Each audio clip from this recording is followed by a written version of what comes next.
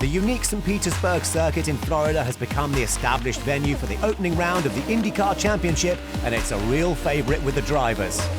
It's fun. It's a fun street course. It's challenging, it's tough, it's really hard on tires.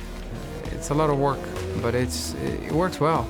It's such a colorful, feels like sweet feeling to go to the St. Pete, because the fans are really expecting for the opening season.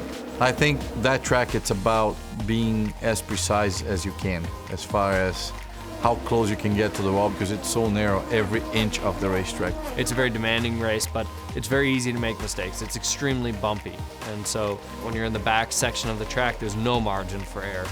On the grid this season will be a quality field of drivers, with some famous faces and some less well-known racers hoping to make their mark. This year is going to be an exciting year for me. In 2016, I'll be racing with Rahal, Letterman, Lanigan Racing for at least 3 races in the Verizon IndyCar Series. St. Petersburg, which I'm very excited about, it's my home race, and then I'll be doing the month of May.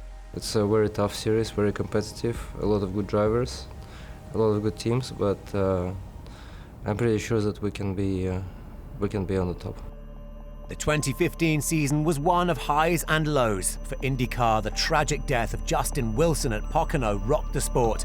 But the season ended on a high, with the title fight going to the last race of the season at Sonoma. As they pack up, they grid up. We're ready to go racing for the final time in honor of the late Justin Wilson. It's the Indy Grand Prix of Sonoma. It's the championship decider. It's time to bring the action.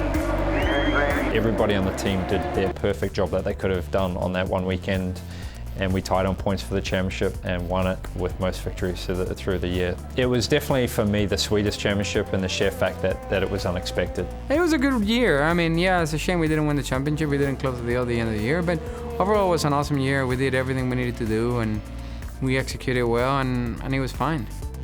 The highlight of the season will be the month of May and the Indy 500, made even more special in 2016 by a certain big anniversary. The 100th running of the Indianapolis 500, there's a lot of buzz. I'll tell you what, man, if you win that race, you're going to say, I won the 100th running of the Indianapolis 500. That's going to be cool. And nobody else is going to be able to say that. So it's as cool as the first one.